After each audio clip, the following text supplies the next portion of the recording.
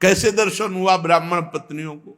चाह मात्र से, कोई अन्य साधन नहीं, सुन सुन के चाह प्रकट हो गई। भगवान को पाने की इच्छा, इस प्रकार की इच्छा की उसमें कोई समझौता नहीं है। अब मिलना ही चाहिए प्रभु। प्राप्ति में विलंब असह्य, हमारी ऐसी स्थिति नहीं है। हम राजी हैं, खान पान विश्राम सुख सुविधा प्रणाम नमस्कार, इसीलिए वो बात नहीं बन रही। जैसे किसी का इकलौता पुत्र हो और वो भी बीमार होकर मरणासन हो, अब उसकी व्याकुलता, पूरे कुल का आंख का तारा वो भी मरने जा रहा है, कैसा व्याकुल, उसको कितनी व्याकुलता होगी। पर यहां हमारे जीवन की शाम होती जा रही है, हम आए भगवत प्राप्ति के लिए, भगवत प्राप्ति हो नहीं रही। भगवत प्राप्ति से हम उदास हैं, भोगों में हम हर्षित हो रहे, कहां में सुख है। एक ही ट्रेन जाती है और हमें वहां जाना है, और हम पहुंचे देखा वो ट्रेन जा रही सामने, कैसी व्याकुलता। अब हम दौड़ के चढ़ नहीं सकते, ट्रेन छूट गई, एक ही ट्रेन है वहां जाने के लिए, ऐसी व्याकुलता। एक ही शरीर है जो भगवत प्राप्ति करा सकता मानव दे, और वो भी शाम होने जा रही, कब मृत्यु हो जाए कोई पता नहीं, और हम चैन से हैं। इसलिए भगवान से मिलन की चाह, जितने साधन है वे चाह पैदा करने के लिए है। ये चाह धीरे धीरे पैदा होती है। खूब नाम जप, सत्संग, भगवान के धाम आदि का वास, तीर्थ स्थानों में नाम जप करते हुए पवित्रता से भ्रमण, किसी की निंदा नहीं, किसी को दुख पहुंचाना नहीं, धीरे धीरे चाह पैदा होने लगती भगवान से, और फिर वो बढ़ने लगती है। बहुत लोग कहते हैं कि भजन से जब चाह होती है तो भजन ही में हमारा मन नहीं होता। अरे भजन करने से होता है कि भजन होता है? भजन होता तो सिद्धों का है, भजन करना पड़ता है। कहते करना चाहते परंतु होता नहीं। मेरी बात समझ में नहीं आती कि तुम्हें भजन करने की भूख हो, तुमसे भजन नहीं होता। जब पानी की प्यास लगेगी तो प्यास ही प्यास चिल्लाओगे और कुछ नहीं सुनाई देगा। रबड़ी खवाई जाए तो भी नहीं, आप कहोगे पानी पिलाओ। यदि भजन की प्यास जग गई तो तुमसे भजन कैसे नहीं होता? अवश्य भजन की प्यास नहीं जगी, बातें केवल बनाते हो। सच्ची मानिए, जिनको अब कुछ प्राप्त करना नहीं है उनको भी तो देखो, भजन का पूर्वाभ्यास उनको चैन नहीं लेने देता। ये तो जाएगा आज नहीं तो कल जाएगा, इसको क्या करना है, इसको सजा संभाल करके भगवान के चरणों में अर्पित करो। जितने मिनट, अरे इतना कीमती समय जिसे तुम्हें ज्ञान नहीं है, बहुत यहां से जाना है प्यारे, कुछ साथ लेके नहीं जाना। खूब कमा लो, जितना नाम धन कमा लोगे मौज करोगे, लोक परलोक ई परलोक सकल सुख पावत, ई परलोक सकल सुख पावत। धिक्कार है अपने को यदि सत्संग मिला, मानव देह मिली, भजन की महिमा सुनने को मिली, और फिर हम कहते भजन में मन नहीं लगता। मन लगने ना लगने से क्या, रात दिन भजन करो अभी मन लग जाएगा। जरा सी वृत्ति भजन से ऐसा लगा सूरदास जी को कि हट गई क्या, तो धिक्कार देने लगे। मौसम कौन कुटिल खल कामी, जिन मुको तन दियो ताको न भजन कियो ऐसो नोन हरामी। कौन सी ऐसी वस्तु प्रिय लगी, कौन सी ऐसी घटना प्रिय लगी जिससे भगवान का विस्मरण हो गया? ताहि बिसरायो ऐसो नमक हरामी। भजन जब जीवन बन जाए, भजन थोड़ा भी छूटे तो बर्दाश्त न हो। कैसे बर्दाश्त हो जाता है भजन? जब कोई बात करने लगता है, दृष्टि बदल गई, अत्यंत सावधान, बीच बीच में उसको उत्तर दे रहे हैं, उसके चेहरे से वृत्ति हटा ली या उसके चेहरे पे एकाग्र कर लिया, राधा नाम लिख रहे हैं, एक सेकंड के लिए भी प्रभु से बिलग रहे ना, मानो मृत्यु। जैसे मृत्यु से भय, ऐसे विस्मरण से भय। अभ्यास तो कीजिए। अरे दिव्यता ही दिव्यता, आप में आप भगवान के अंश हैं। पहले भजन किया जाता है, फिर भजन होता है। नित्य कर्म का जो नियम दिया जाता है वो भजन में प्रवेश पाने के लिए। ये जो समय देखते रहते हैं कि अच्छा 2 घंटा भजन, अभी तो बस 2 घंटा हुआ है, बस खत्म, अब टीवी देखो खूब करो, 2 घंटा अपने नियम हो गए, चलो बाहर चलते हैं, अखबार देखते हैं, गप्प लड़ाते हैं।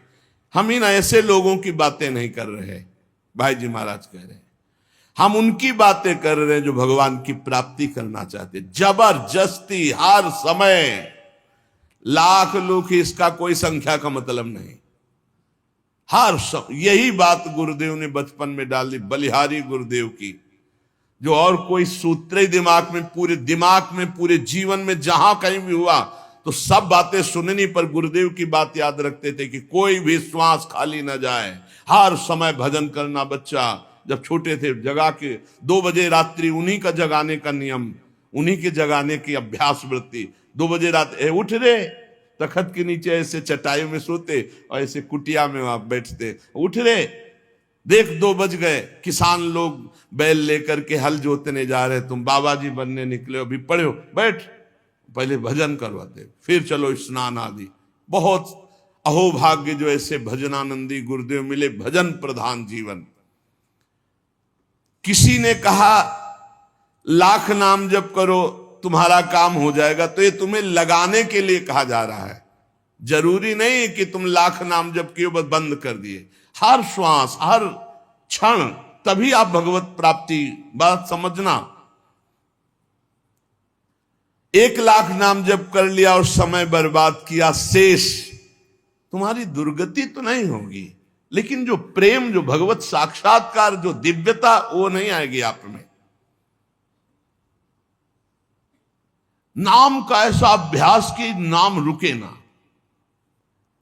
एक संत के एक शिष्य थे, तो शौच में भी नाम जप कर रहे थे, कृष्ण कृष्ण कृष्ण कृष्ण।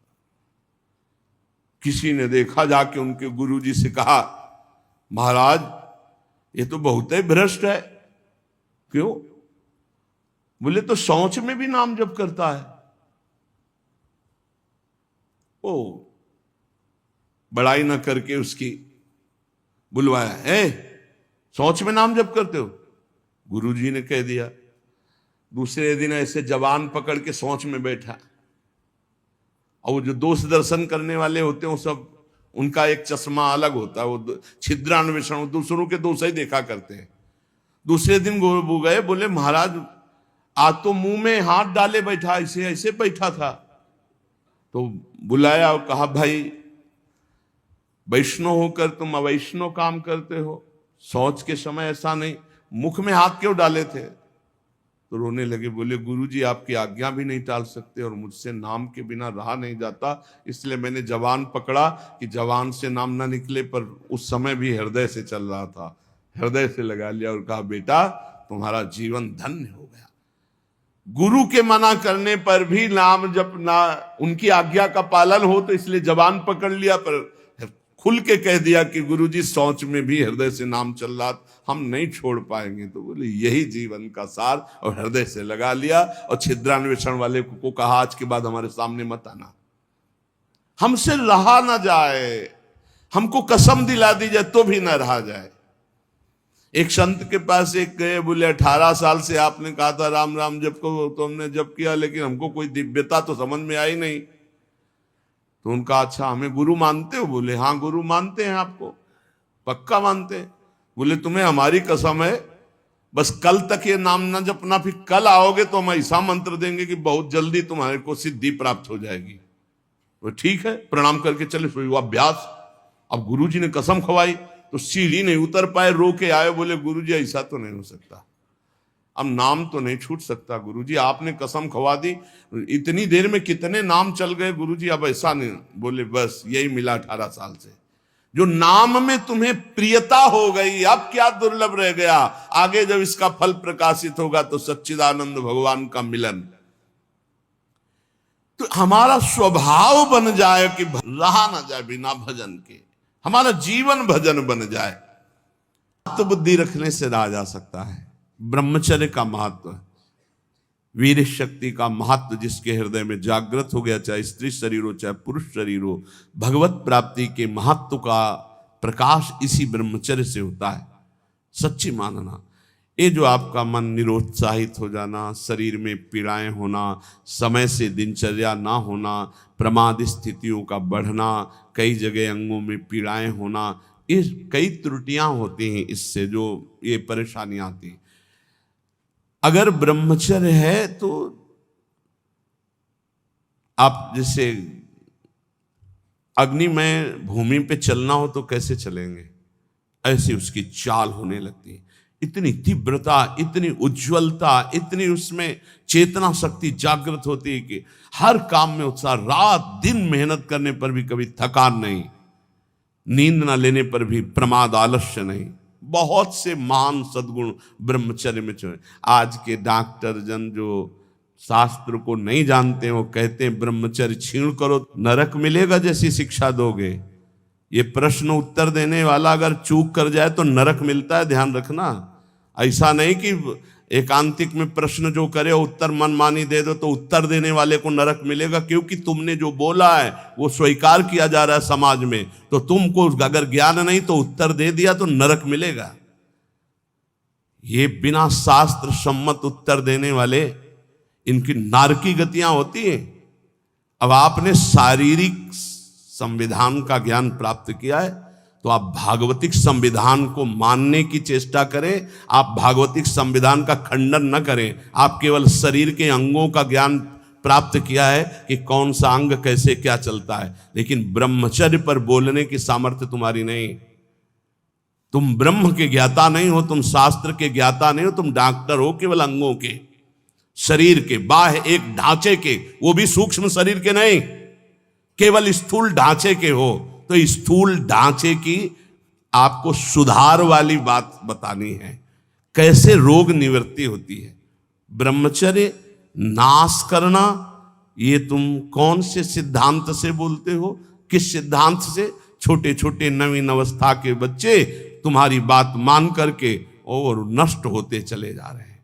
8-8 बार 10-10 बार वो ऐसी चेष्टाएं करके इस दशा को प्राप्त हो गए कि सामने आके कहते हैं, एक अधिकारी का बच्चा हो, अधिकारी भी बैठे थे अपनी पोजीशन में, सिर्फ आपका वीडियो सुना तो आपको बताने आया हूं, मुझे बचा लीजिए। ऐसे बैठे तो बिल्ला लगाए, मुझे बचा लीजिए, नहीं मैं अपना शरीर दे आऊंगा। नहीं नहीं बच्चा, नहीं बिल्कुल नहीं, तुम बिल्कुल ठीक हो जाओगे।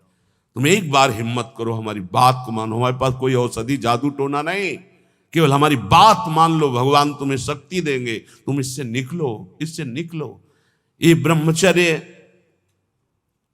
बहुत बड़ी अमृत वस्तु है। हमारी प्रार्थना मान लीजिए, ये मन जब बहुत, तो भगवान छूट दे देते हैं। देख लो, जब तुम्हें घृणा हो जाए, जब तुम्हें लगे कि नहीं करना चाहिए, तो मुझे बताना, मैं तुम्हें सामर्थ्य दे दूंगा। आपको सामर्थ्य मिलेगी। आप जिस दिन से सोच लेंगे कि वास्तविक मुझे अब अपने जीवनी शक्ति की रक्षा करके भगवत प्राप्ति में ये हमें व्रत रखना है। ब्रह्मचर्य व्रत, अलग अलग ब्रह्मचर्य व्रत है। गृहस्थ में शास्त्र सम्मत एक पत्नी व्रत और संतानोत्पत्ति के लिए ऐसा संविधान किया गया है। अगर आप उसके विपरीत चलते हैं तो फिर आप व्यभिचार प्रवृत्ति में हैं। परमार्थ में चलने के लिए पूरा अधिकार गृहस्थ का है। ऐसा ना सोचे कि गृहस्थी में होने के कारण मेरा मोक्ष नहीं हो सकता, या भगवत प्राप्ति नहीं हो सकती, या मैं ब्रह्मचारी नहीं कहा जा सकता। कहा जा सकता है। जिसने पाणिक ग्रहण संस्कार नहीं किया तब तक ब्रह्मचर्य रहा, फिर पाणिक ग्रहण किया तो एक पत्नी व्रत, और वो केवल संतानोत्पत्ति के लिए, और जब संतानें हो गई तो ब्रह्मचर्य, वो पूरा जीवन ब्रह्मचारी माना जाएगा। शास्त्र सम्मत बात कह रहा हूं। और वैरागी तो ब्रह्मचारी होता ही है, जो भगवत प्राप्ति करना चाहता है, नैष्ठिक ब्रह्मचर्य। अहिंसा, मन वचन कर्म से किसी को भी पीड़ा या हिंसा न करना। देखो, मच्छर का स्वभाव है वो खून पीता है, भगवान ने उसका स्वभाव बनाया है। हमारा कर्तव्य ऐसे करना नहीं है। हमारा कर्तव्य उसको निकाल देना है, उसको उड़ा देना है। अगर हमारे को बहुत परेशानी, तो मच्छरदानी की रचना भगवान ने कर दी है, आप मच्छरदानी लगा लीजिए, आप उससे बचने की व्यवस्था कर लीजिए, उसको मारने का अधिकार नहीं। ये हम भागवत से बोल रहे हैं, श्रीमद् भागवत में जहाँ नरकों का वर्णन है वहाँ इसका वर्णन है कि जैसे बिच्छू है, सर्प है, मच्छर है, डांस है, खटमल है, इनका रचना ही भगवान ने किया है और इनका स्वभाव ही है। वो ये नहीं जानते कि मैं खून पी रहा हूं तो इसको पीड़ा होगी, नहीं, उसका आहार, जैसे हम गाजर, मूली, ये सब वस्तुएं पाते हैं बड़े स्वाद से, मुझे नहीं पता है कि ये जीव है। ठीक जीव वैसे ही वो है जैसे अन्य जीवों में है भगवत चैतन्य शक्ति। आप देखो मूली है हरी भरी ऐसे, और उखाड़ लीजिए थोड़ी देर में वो मुरझा जाएगी, अर्थात वो जीव गया, जो मूली में था वो गया। अब वो जीव जीव, आहार जीव बिना जीवे नहीं। तो हमारे लिए जो शास्त्र सम्मत है उसे हम बड़े आराम से पाते हो, मुझे पाप नहीं लगता। ऐसे ही जब मच्छर खून पीता है उसको ये नहीं लगता कि मैं किसी का खून पी रहा हूं, उसको लगता मैं अपना आहार ले रहा हूं। अब उस आहार लेने में हमको पीड़ा हो रही, इसलिए हम उसको हटा देते हैं, उसको उड़ा देते हैं, हो गया उसका तो काम एक ही में। वो उसको तो मारना अपराध हो जाएगा, ऐसे हुआ मर गया स्वाभाविक, वो बात अलग है। किसी भी जीव की हिंसा ना हो, ये भगवत प्राप्ति के लिए अत्यंत आवश्यक है। कुछ लोग बोले काल है सांप, नहीं भाई, अगर वो ठीक समय से काटने का समय है आपका, तो आप किसी भी खंड में कहीं भी हो, उसी समय वो वहां प्रवेश करेगा और आपको काट लेगा। और नहीं काटेगा तो हम सेनपुर में रहे हैं, जो शाम टाइम जैसे लोग भ्रमण के लिए निकलते हैं ना, ऐसे सहस्त्रों सर्प, सहस्त्रों, शास्त्र माने हजार होते हैं, कोबरा, पानी वाला, कैसे पैथन, मोटे मोटे जो अजगर टाइप, कितने सांप, कोई केली कर रहा है, कोई हुस्कार रहा है, कोई टहल रहा है, इतना भारी जंगल, जिधर जाओ उधर सांप ही सांप। पद्मासन लगाए बैठे, बगल से उठा, पूरी हिम्मत से बैठे हुए कि अगर इसको काटने का समय है तो काटेगा, नहीं काटना तो बिल्कुल नहीं काटेगा, ये निश्चिंत। और सामने से निकल के खड़ा होगा, अब अंदर से एकदम भगवदाकार व्यक्ति, प्रभु हैं, फंड नीचे किया चला गया। ऐसा दृढ़ विश्वास था। और बीछी तो ऐसे थी जैसे काले चीटी चीटा घूमते हैं। ये हम जब कभी कोई सेनपुर का आवे, तिवारीपुर गंगा के किनारे, तो पूछ लेना, वहां दोपहर के समय भले कोई गंगा नहाने चला जाए, नहीं वहां दिन में सुबह और शाम तो कोई जाता नहीं था, रात्रि में तो केवल 2 लोग रहते थे, एक सिद्ध पंजीरी बाबा और एक अपले वहां, तीसरा कोई। दोपहर के समय वहां भले कोई आ जाए, सुबह शाम वहां इन जीव जंतुओं की ऐसी बाहुल्यता, कभी भी ऐसे टच नहीं किया, कभी नहीं टच। और खूब ऐसे सांप, ये मत सोचो कि सांप दिखाई दिया मार डालो उसको, नहीं, यह अपराध है। आप उसका निवारण कर दीजिए, आपको डर लगता है निकाल। पूज्य श्री राधा बाबा गीता वाटिका में जहरीला सर्प निकला, बाबा ने कहा सुनो प्रभु, हम तो जान रहे हैं कि आप हैं, लेकिन और लोग नहीं जान रहे, अगर और लोग जान गए तो आपको परेशान करेंगे, हम रास्ता बना रहे हैं, आप यहां से निकल जाइए। ऐसे एक लकड़ी करके ऐसे ऐसे ऐसे सांप बिल्कुल उसी रास्ते से चला गया। वो भगवत भाव से देख रहे हैं तो सांप भगवान है। अभी 10-12 वर्ष पहले की बात है, छोटी कुटिया में थे, तो हितधाम में जिसमें स्वामी शरण जी की कुटिया थी, उसमें एक संत रहते, वो 2 बजे रात्रि के हम उठ चुके थे, बाबा बाबा देखो कोबरा सांप आक्रमण कर रहा, हम तो अंदर थे, भाग आए, बिल्कुल हमका छेड़ना मत, अंदर गए, विशाल सर, हाथ जोड़ा और कहा देखो आप जानते हो कि हम आपको कष्ट नहीं देंगे, हम ये बांस रख रहे हैं, लंबा बांस, आप इसमें लिपट जाओ, हम आपको बाहर कर दें। अगर ऐसा नहीं और ये उपद्रव करेंगे तो आपकी हानि हो जाएगी या आप किसी की हानि करेंगे, बांस रख, आप सत्य मानिए। बांस के प्रथम छोर पर ऐसे करके आराम से उठा के राधा राधा राधा राधा बाहर, और मदन टेन की तरफ पहुंचे। अरे सब में श्री भगवान है, आप ऐसा डरो मत, जिससे जब आपकी हानि होनी है वो हो जाएगा, उसको आप रोक नहीं सकते। जन्मेजय जी ने बहुत बड़ी व्यवस्था की थी।